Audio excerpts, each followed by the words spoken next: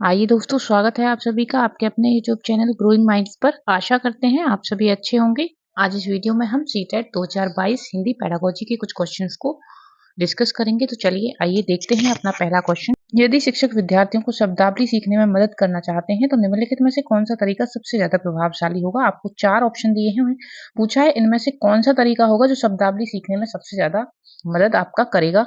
तो देखिए, पहला ऑप्शन है कहानियों और चित्रों का उपयोग, दूसरा है दोहराव या ड्रिल का प्रयोग, लिखित अभ्यास का प्रयोग या पाठ्य पुस्तकों का उपयोग। चारों ही ऑप्शन ठीक है, चारों ही ऑप्शन का प्रयोग किया जा सकता है बच्चों को नए शब्द सिखाने में, लेकिन हमको देखना है कि सबसे ज्यादा प्रभावशाली कौन सा तरीका रहेगा। तो देखिए, जो चीजें हमें दिखाई जाती हैं वो चीजें हमारे माइंड में ज्यादा रिटेन करती हैं, और ठीक उसी प्रकार अगर कोई चीज आपको किसी कहानी के थ्रू बताई जाती है, मान लीजिए आपको कोई शब्द का मतलब नहीं पता है, लेकिन आपको एक कहानी में एक वाक्य के बीच में वो शब्द प्रयोग किया जाता है, तो हो सकता है कि आप उस शब्द का मतलब ना जानते हुए भी उसका अर्थ खुद से थोड़ा-सा समझ पाएँ। तो कहानियों और चित्रों का प्रयोग करके आपका बेस्ट ऑप्शन होगा शब्दावली सिखाने का। तो ऑप्शन नंबर 1 क्या हो जाएगा यहाँ पे, राइट ऑप्शन आपका हो जाएगा। नेक्स्ट क्वेश्चन देखिए, बहुभाषावाद शिक्षा का एक ऐसा संसाधन है जिसका उद्देश्य है। ये बहुभाषावाद मतलब एक से ज्यादा भाषाओं का प्रयोग जो कक्षा में किया जाता है, उसका क्या उद्देश्य है, वो क्यों किया जाता है ऐसा। शिक्षण अधिगम के लिए शिक्षार्थियों की भाषाओं का उपयोग करना, शिक्षार्थियों को यथासंभव अधिक से अधिक भाषाएं सिखाना, शिक्षण अधिगम के लिए शास्त्रीय भाषाओं का उपयोग करना, नौकरी के लिए अंग्रेजी भाषा और संस्कृति के लिए मातृभाषा सीखने में सक्षम बनाना। तो देखिए, ये बिल्कुल भी आपका ऑप्शन नहीं है, नहीं ये आपका ऑप्शन हो सकता है, क्योंकि जो आपका बहुभाषावाद है ना, वो इसलिए प्रयोग किया जाता है ताकि जो बच्चे हैं वो मान लीजिए कि एक क्लास में डाइवर्स कल्चर के बच्चे हैं, वहाँ ऐसे बच्चे हैं जिनकी जो मातृभाषा है वो अलग-अलग है, वो अलग-अलग परिवेश से आते हैं। तो अगर सिर्फ किसी एक भाषा का प्रयोग हुआ या फिर, तो बच्चे क्या होंगे वहाँ पे उतना कनेक्टेड फील नहीं कर पाएँगे। जब बच्चों की अपनी भाषा में उनसे बात की जाती है तो वो ज़्यादा अच्छे से समझ पाते हैं, ज़्यादा अच्छा कनेक्ट कर पाते हैं चीज़ों के साथ में। तो जो बहुभाषावाद है उसका उद्देश्य यही होता है कि शिक्षण अधिगम के लिए शिक्षार्थियों को क्या हो, उनकी भाषा का प्रयोग किया जाए ताकि वो ज़्यादा से अच्छे से समझ पाएँ, चीज़ों को अपने अंदर ले पाएँ, कनेक्टेड कर पाएँ। नेक्स्ट क्वेश्चन देखिए, किसी पाठ्य सामग्री में कोई विशिष्ट सूचना निकालने के उद्देश्य से उस पाठ्य सामग्री के किसी अंक को बारीकी से, ठीक है, और गहनता से आपको डीपली और केयरफुली पढ़ना है, बहुत बारीकी के साथ में पढ़ना है। तो देखिए, आपने पठन के प्रकार को अच्छी तरह से समझा हुआ है, किस किस तरह से आप पढ़ते हैं। तो ये पढ़ने के कुछ कौशल होते हैं कि आप किस तरह से पढ़ रहे हैं, आप बारीकी से पढ़ रहे हैं, आप सरसरी तौर पर पढ़ रहे हैं, आप द्रुत पठन कर रहे हैं, या फिर आप विस्तृत पठन कर रहे हैं, आप गहन पठन कर रहे हैं। तो देखिए, यहाँ पे आपके ऑप्शन हैं वो थोड़े से अलग दिए हुए हैं, हालांकि इनके पीछे आपके वही शब्द छिपे हुए हैं अगर आपको इनका मतलब पता है तो। जो आपका वैश्विक पठन है वो आपका क्या है, आपका द्रुत पठन होता है। स्थानीय पठन आपका क्या है, गहन पठन है एक तरह से। बाकी लेन देन हो गया और अनुमानिक हो गया। देखिए, अनुमानिक और लेन देन तो आपका हो ही नहीं सकता। यहाँ पे आपका क्या है, बारीकी और डीपली, गहनता के साथ में। कब पढ़ते हैं आप, जब आपको गहन पठन करना होता है, जो कि आपका ये जो स्थानीय पठन है या स्थानीय अवबोधन के नाम से ये आपको मिलता है, इसका जो मतलब होता है दूसरा वो गहन पठन होता है। तो यही आपका ऑप्शन क्या होगा, राइट ऑप्शन हो जाएगा। द्रुत पठन क्या होता है, सरसरी तौर पर पढ़ लेना किसी चीज को, उतना बारीकी और ध्यानपूर्वक इसके अंदर नहीं पढ़ा जाता है। नेक्स्ट क्वेश्चन देखिए, बहुबुद्धि का सिद्धांत। देखिए, बहुबुद्धि मल्टीपल इंटेलिजेंस का सिद्धांत आपका किसने दिया था, हार्वर्ड गार्डनर ने दिया था। उसके अंदर पूछा हुआ है कि कौन सी बुद्धि भाषा से संबंधित है, क्योंकि उन्होंने एक सिर्फ एक तरह की बुद्धि की बात नहीं की, नाम ही आपका मल्टीपल इंटेलिजेंस है। तरह तरह की मतलब कई प्रकार की बुद्धियां एक साथ काम करती हैं जिससे कि हम भाषा को सीखते हैं या फिर जो भी चीजें हम अध्ययन करते हैं। तो ये आपका एक डायरेक्ट क्वेश्चन है, अगर आपने उस सिद्धांत को पढ़ा है तो आपको ये पता होगा कि वो किसकी बात करते हैं, भाषाई मौखिक बुद्धि बुद्धि की वो बात मल्टीपल इंटेलिजेंस के अंदर करते हैं। तो ऑप्शन नंबर 2 क्या होगा आपका, राइट ऑप्शन हो जाएगा। नेक्स्ट क्वेश्चन देखिए, इनमें से कौन से बहुभाषावाद के लाभ हो सकते हैं, समृद्ध शब्दावली और प्रभावशाली भाषण। देखिए, ये तो होगा, अगर ज्यादा भाषाएं आप प्रयोग कर रहे हैं तो उससे शब्दावली भी अच्छी होगी और प्रभावशाली भी वो रहेगा। अन्य संस्कृतियों ये भी सही हो गया आपका। सीमित रोजगार आपका ऑप्शन नहीं होगा। बाकी पराभाषिक जागरूकता भी इससे आएगी। तो आपका 1, 2 और 4 जिस ऑप्शन के अंदर होगा वो आपका क्या होगा, राइट ऑप्शन होगा। तो ऑप्शन नंबर 4 क्या है आपका, राइट ऑप्शन है। नेक्स्ट क्वेश्चन देखिए, वगोत्स्की के अनुसार जब कोई बच्चा बच्ची भाषा की मदद से अपने स्वयं के कार्यों को निर्देशित करता या करती है लेकिन वह दूसरों के लिए जब श्रव्य नहीं होती, तो उस वाचन को क्या कहते हैं। तो देखिए, ये आपका होता है आंतरिक भाषण।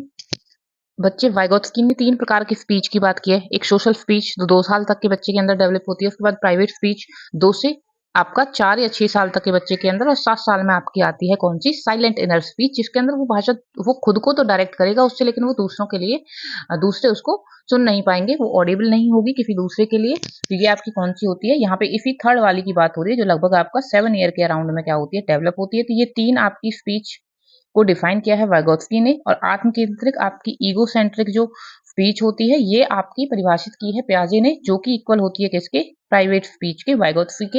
यही इसका टाइम पीरियड होता है 2 से आपका अब एज में। नेक्स्ट क्वेश्चन देखिए, भाषा विज्ञान की कौन सी शाखा संदर्भ में भाषा से जुड़ी हुई है? अर्थ विज्ञान, आकृति विज्ञान, स्वर विज्ञान, उपयोगिता विज्ञान। तो देखिए, संदर्भ के साथ किसी चीज को जोड़ना मतलब वास्तविक जो परिस्थितियां है ना, उनके साथ जोड़कर चीजों को बताना। आप किसी शब्द का अर्थ बता रहे हैं तो वो भी जो बच्चे हैं उनके किसी ना किसी कोई ना कोई रियलिस्टिक एग्जाम्पल लेकर बताएंगे तो बच्चे ज्यादा अच्छे से समझेंगे। यहाँ पे सीधा सीधा आपका क्या हो जाएगा? उपयोगिता विज्ञान आपका ऑप्शन हो जाएगा। तो ऑप्शन नंबर 2 क्या होगा आपका? करेक्ट ऑप्शन होगा। नेक्स्ट क्वेश्चन देखिए, शिशुओं में भाषा के विकास के संबंध में कथन ए और ब, 2 कथन दिए, उन पर विचार करिए। शैशवावस्था से बच्चे की वाक नली एक वयस्क मानव की तुलना में जानवर की तरह अधिक होती है। हाँ, ये आपका बिल्कुल सही कथन है, और इसी वजह से बच्चे जब छोटे होते हैं तो वो उतना अच्छे से नहीं बोल पाते हैं। 6 से 12 महीने के दौरान एक बच्ची तरह तरह का बबलाना और दोहराव वाले बबलाना में संलग्न होती है। तो ये भी आपका राइट है, क्योंकि देखिए 4 से 6 महीने का जो बच्चा, 2 से 6 महीने का जो बच्चा होता है वो क्या करता है? वो कोइंग करता है, जैसे कुछ पर्टिकुलर एक साउंड मूं ऐसे कुछ साउंड निकालता है। लेकिन उसके बाद जब 6 से 10 महीने भी आपको लिखा मिल सकता है, 6 से 12 भी लिखा मिलता है, वो बबलाना, बड़बड़ाना, बुदबुदाना शुरू कर देता है, जैसे कुछ-कुछ शब्दों को जोड़ के, जैसे बा, बा, दा, दा, बा, दा, कुछ-कुछ ऐसे जो सीधे-सीधे शब्द हैं उन्हें बोलना शुरू करता है। तो ये आपका दोहराव या बड़बड़ाना या बबलाना कहा जाता है। तो दोनों ही कथन आपके सही हैं। जिस ऑप्शन के अंदर ए और ब दोनों सही हैं वही आपका ऑप्शन नंबर 3 क्या होगा? यहाँ पे राइट ऑप्शन होगा। नेक्स्ट क्वेश्चन देखिए, एक बोली मानक बोली का दर्जा पाने के लिए निम्नलिखित चरणों से गुजरती है। तो देखिए, हमको पता होना चाहिए कि मानक भाषा का दर्जा पाने के लिए बोली को किन चरणों से गुजरना पड़ता है। तो ये कुछ 3 चरण होते हैं आपका। पहला होता है चयन, मतलब आपकी बोली किसी पर्टिकुलर क्षेत्र के अंदर एक छोटे से हिस्से के अंदर जो भाषा बोली जा रही है वो वहाँ की बोली होती है, और बोली में थोड़े-थोड़े डिफरेंस के बाद ही क्या आ जाता है? बदलाव आ जाता है, तो ये बोली होती है। जब वो उससे थोड़े से विस्तृत स्तर पर प्रयोग में लाई जाती है तो वे संहिताकरण कहलाती है। ये इसका दूसरा चरण होता है।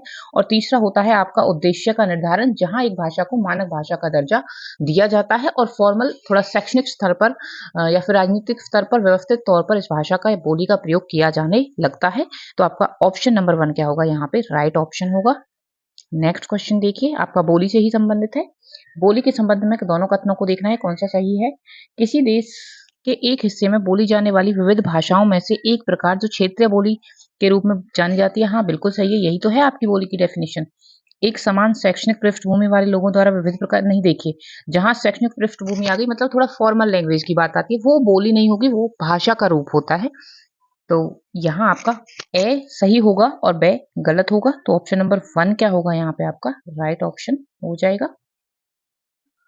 नेक्स्ट क्वेश्चन देखिए, पत्नी से जल्दी करो हमें देर हो जाएगी, सहकर्मी से जाने का समय हो गया है हमें बैठक के लिए देर हो जाएगी, वरिष्ठ नियोक्ता से महोदय शाम के 4 बज गए हैं और बैठक 4:15 बजे है, क्या आप अब हमें चलना नहीं चाहिए? भाषा की इस विभिन्नता को किस रूप में जाना जाता है? तो देखिए, इसे लैंग्वेज रजिस्टर के रूप में जाना जाता है, जहां आपकी जो भाषा होती है ना, वो आप किस सामाजिकता के ऊपर डिपेंड करती है कि आप किस सामाजिक वर्ग के किस लोगों से बात कर रहे हैं, वहां पर जो स्थिति है वो कैसी है, आप अपने साथ के लोगों से बात कर रहे हैं, आप अपने से बड़े से बात कर रहे हैं, जिनसे आप बात कर रहे हैं वो पोजीशन में आपसे पद पर ऊंचे बैठे हुए हैं।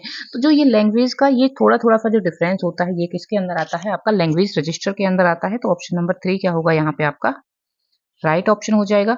नेक्स्ट क्वेश्चन देखिए, समूह वाद विवाद में भाग लेने के लिए भाषा शिक्षक एक शर्त रखता है कि समूह में 4 विद्यार्थी कनिष्ठ, जूनियर और 1 विद्यार्थी वरिष्ठ, मतलब आपका सीनियर रखा जाएगा, जो आवश्यकता पड़ने पर क्या करेगा? आपकी सहायता करेगा। तो देखिए, ऐसा कुछ आपने एमकेओ के सिद्धांत जो आपने स्काफोल्डिंग पढ़ा हुआ है, वहां पे भी पढ़ा है कि एक एमकेओ होता है जो मोर नॉलेजेबल पर्सन होता है, जो कि आपको हेल्प करता है। तो ये आपका किसने दिया है?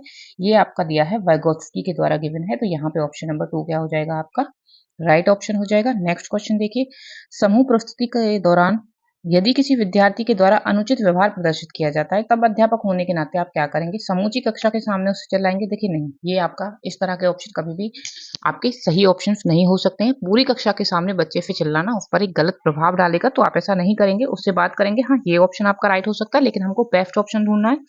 तो अभी और ऑप्शंस को देखते हैं।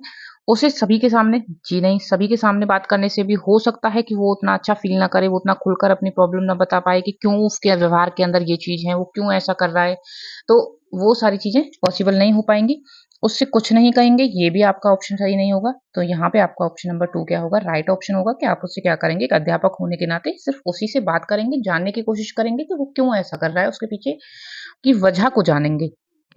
नेक्स्ट देखिए, मान्यताओं का वह समूह जो इस बात की व्याख्या करता है कि भाषा संरचनाओं या नियमों का समूह है, किस रूप से जाना जाता है? देखिए, संप्रेषणात्मक, अंतःक्रिया उपागम, संरचनात्मक उपागम और निवेश उपागम। तो सीधा है जो संरचना से रिलेटेड होगा, नियमों से रिलेटेड होगा, वो कौन-सा होगा? आपका संरचनात्मक उपागम होगा। कहीं न कहीं हिंट आपको क्वेश्चन के अंदर ही गिवन है। ऑप्शन नंबर 3 आपका क्या हो जाएगा? राइट ऑप्शन हो जाएगा। नेक्स्ट क्वेश्चन देखिए, 2 कथन दिए हुए हैं। शिक्षक की भूमिका सामान्यतः वाचन के मॉडल होने के बजाय एक संसाधन या मॉनिटर की होती है। ये आपका कथन देखिए राइट है। जो शिक्षक होता है, उसकी जो भूमिका होती है ना, वो सामान्यतः सुविधा प्रदाता की होती है, जहाँ पर वो एक मॉनिटर और एक संसाधक के रूप में कार्य करता है, ना कि एक वाचन मॉडल के रूप में। तो ए आपका सही है। ब है शिक्षार्थियों को सीखने के व्यक्तिवादी उपागम के आधार पर कक्षा की गतिविधियों में भाग लेना चाहिए। जी नहीं, ऑप्शन नंबर ए आपका सही है और ब गलत है, तो ऑप्शन नंबर 1 क्या हो जाएगा? आपका राइट ऑप्शन हो जाएगा। तो ये आपके कुछ 15 क्वेश्चन जो कि आपके हिंदी पेडागोजी के थे, काफ़ी महत्वपूर्ण क्वेश्चन है। देखिए बार-बार कहीं न कहीं क्वेश्चन आज अब तक हम काफ़ी सारे पेपर को डिस्कस कर चुके हैं, हिंदी पेडागोजी को।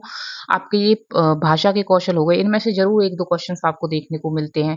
वाइगोत्स्की हो गए, पियाजे हो गए, इनसे रिलेटेड एक आध क्वेश्चन ज़रूर देखने को मिलता है। ये सोशल स्पीच जो स्पीच के टाइप्स वाइगोत्स्की ने एक्सप्लेन किए हैं या पियाजे ने दिए हैं, वो सारी चीज़ें कहीं न कहीं इम्पोर्टेंट हैं, एक-दूसरे से लिंक करती हैं। तो अच्छे से तैयारी करिएगा अपना, अब ज़्यादा वक़्त है नहीं पेपर का। मिलेंगे नेक्स्ट वीडियो में नेक्स्ट पेपर के साथ। तब तक के लिए अपना ख्याल रखिएगा, पढ़ाई करते रहिएगा। Thank you.